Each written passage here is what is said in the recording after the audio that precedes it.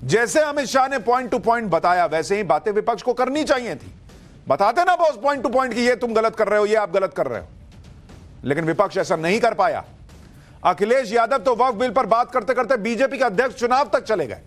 अखिलेश यादव ने कहा कि बीजेपी जो दुनिया की सबसे बड़ी पार्टी है, वो अपना अध्यक्ष तक नहीं चुन पा रही। इस पर अमित शाह ने अखिलेश यादव को 30 सेकंड में निपटा दिया। ऐसा निपटाया कि अखिलेश यादव हाथ जोड़ने लग गए। देखिए क्या हुआ वहां पर। जो पार्टी ये कहती हो कि दुनिया की सबसे बड़ी पार्टी है, अध्यक्ष महोदय वो अपना राष्ट्रीय अध्यक्ष नहीं चुन पाए अभी तक।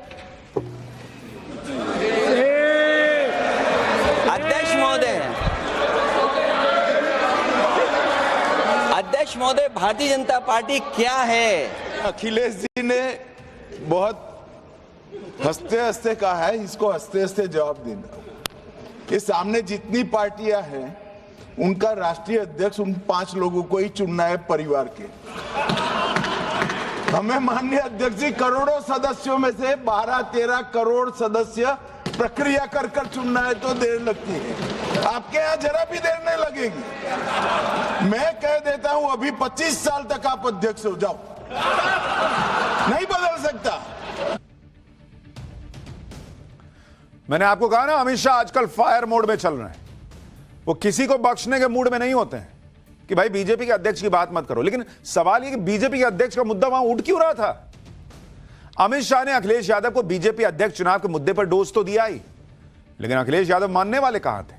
अमित शाह जब भाषण दे रहे थे तो अखिलेश यादव बीच बीच में कुछ ना कुछ बोल रहे थे। ऐसे ही अखिलेश यादव ने अमित शाह से कहा कि योगी जी के बारे में भी कुछ बोल दीजिए। इस पर अमित शाह के जवाब ने यूपी में अखिलेश यादव की उम्मीदों पर पानी फेर दिया। अभी आपको बाइट सुनाता हूं, ध्यान से सुनिएगा। पीछे से अखिलेश यादव की आवाज आएगी कि योगी जी पे भी कुछ बोल दीजिए, और उसके बाद सुनिए अमित शाह ने कैसे कड़ा और तगड़ा जवाब दिया।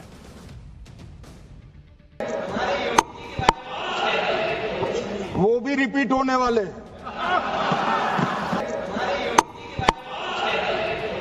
वो भी रिपीट होने वाले।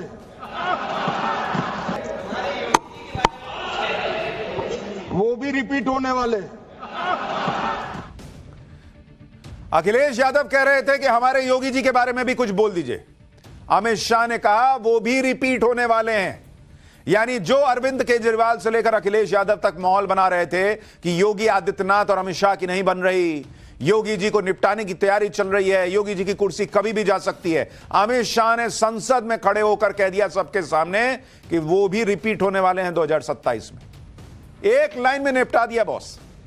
आज अमित शाह भयंकर फॉर्म में थे। अमित शाह फ्रंट फुट पर विपक्ष के सवालों के नैरेटिव का जवाब दे रहे थे। जब अमित शाह बोल रहे थे तो टीएमसी के भी कुछ सांसद शोर करने लगे। इस पर अमित शाह ने कहा कि ये लोग बंगाल विधानसभा चुनाव के कारण डरे हुए हैं, इन्हें शोर मचाने दो। और उसके बाद उन्होंने फिर छाती ठोककर कुछ कहा है, सुनिए जरा वो भी।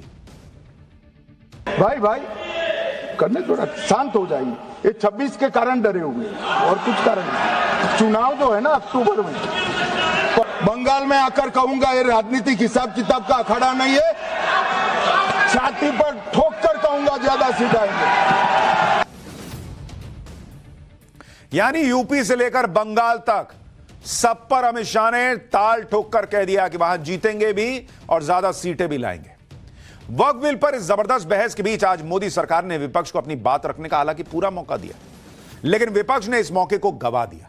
संसद में विपक्ष यह बताने में फेल रहा कि कैसे वक्फ बिल संविधान के खिलाफ है। बताते ना बॉस, कैसे यह बिल इस्लामिक परंपराओं के खिलाफ है वो भी नहीं बताए। कैसे यह बिल मुसलमानों के अधिकार छीन लेगा नहीं बता पा रहे हैं। कैसे यह बिल मुसलमानों की मस्जिद और कब्रिस्तान छीन लेगा, कहां लिखा है यह भी नहीं बता रहे। सोचिए ये लोग वो नेता हैं जो मुसलमानों को चुनाव में यह भरोसा देते हैं कि हमें वोट दो यार भर भर के, हम तुम्हारे लिए संसद में नरेंद्र मोदी से लड़ेंगे। लेकिन जब मौका आया तो अपनी बात रख नहीं पाए। कैसे रखेंगे? कोई फैक्ट होगा तब ना रखेंगे। वक्फ बिल के विरोध में गजब गजब बातें चल रही हैं। कांग्रेस सांसद इमरान मसूद तो वक्फ बिल के विरोध में खुद को श्रीराम का वंशज बताने लग गए। वक्फ बोर्ड में गैर मुसलमानों के शामिल होने पर इंटरव्यू में इमरान मसूद ने कह दिया कि मुझे भी राम मंदिर के ट्रस्ट में शामिल करा दीजिए, मैं भी राम जी का वंशज हूं, कराओ राम मंदिर ट्रस्ट में शामिल, बताओ मुझे मैं राम जी का वंशज कैसे नहीं हूं।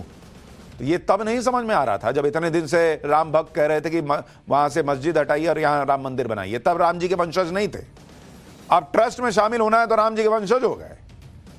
इमरान मसूद गजब का तर्क दे रहे हैं। अगर वाकई वो राम जी के वंशज हैं तो उनको ये भी बताना ना चाहिए कि राम मंदिर की कानूनी लड़ाई लड़ रहे थे तब कहां थे आप, जब यूपीए सरकार के समय कहा जा रहा था कि भाई वो तो काल्पनिक पात्र हैं प्रभु श्री राम, तब क्यों नहीं लड़ाई लड़े कि मैं राम जी का वंशज हूं, मैं हूं तो राम जी कैसे काल्पनिक हो सकते हैं।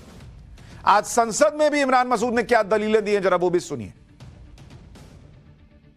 वक्फ बोर्ड के अंदर पूरा का पूरा बहुमत गैर मुस्लिम भाइयों का हो जाएगा। मुझे इससे मतलब नहीं, क्योंकि मैंने अभी कहा कि भाई आप दूसरे जो ट्रस्ट हैं या जो दूसरे धर्म के ट्रस्ट हैं उनके अंदर क्या आप दूसरे धर्म के लोगों को शामिल करने की अनुमति देंगे? नहीं है। काशी विश्वनाथ ट्रस्ट है उत्तर प्रदेश के अंदर, उसका अध्यक्ष पदेन अध्यक्ष जिलाधिकारी होता है, लेकिन उसमें एक क्लॉज लिखा है कि अगर किसी समय कोई जिलाधिकारी मुसलमान होगा तो उससे नीचे का या उससे ऊपर का अधिकारी उसका पदेन चेयरमैन होगा। इधर वक्फ बिल पर मोदी सरकार ने विपक्ष के एक एक नैरेटिव के धागे खोले, उधर वक्फ के नाम पर मुसलमानों को भड़काने वालों को आज अमित शाह ने करारा जवाब दिया। वक्फ बिल पर अमित शाह जब बोल रहे थे तो किसी सदस्य ने कहा कि अल्पसंख्यक इस कानून को नहीं मानेंगे। बॉस अमित शाह एकदम फायर मोड में आगे भड़क गए। अमित शाह ने संसद में कहा कि संसद का बनाया कानून है, मानना होगा सबको। सुनिए अमित शाह को। यहां एक सदस्य ने तो कह दिया, एक सदस्य ने कह दिया माइनॉरिटी इस कानून को स्वीकार नहीं करेगी। क्या धमकाना चाहते हो भाई? संसद का कानून है, सबको स्वीकार करना पड़ेगा। स्वीकार नहीं करेंगे मतलब क्या है? कैसे बोल सकते हैं कोई हम कानून को स्वीकार नहीं करेंगे? एक कानून भारत सरकार का है, हर एक पर बंधन करता होगा और इसको स्वीकार करना पड़ेगा। अमित शाह ने वक्फ बिल पर भ्रम फैलाने वाले नेताओं को भी लपेटे में लिया। अमित शाह ने कहा कि जैसे आज वक्फ बिल पर झूठ बोला जा रहा है, इसी तरह सीए और 370 के मुद्दे पर भी झूठ फैलाया गया था ताकि मुसलमानों को डरा डरा कर उनसे वोट ले लिया जाए। अमित शाह ने याद दिलाया ये फैक्ट ताकि मुसलमान को समझ में आए भाई कि ये लोग तुमको झूठ बोल के खाली सड़क पे लाने की कोशिश करते हैं। सुनिए अमित शाह ने क्या बताया। सीए आया कि मुसलमानों की नागरिकता चली जाएगी। जिन जिन ने भाषण किया है एक मुसलमान की नागरिकता गई है तो बता दो।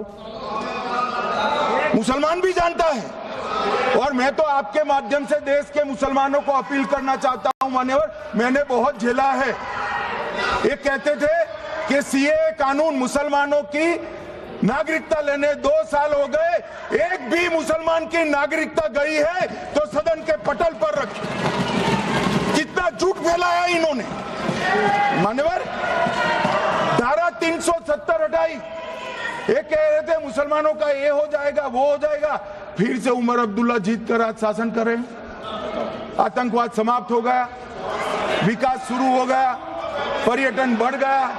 मान्यवर एक कांग्रेस पार्टी और उसके साथियों ने मुसलमान भाइयों को डरा डरा कर अपनी वोट बैंक खड़ी करने का काम किया।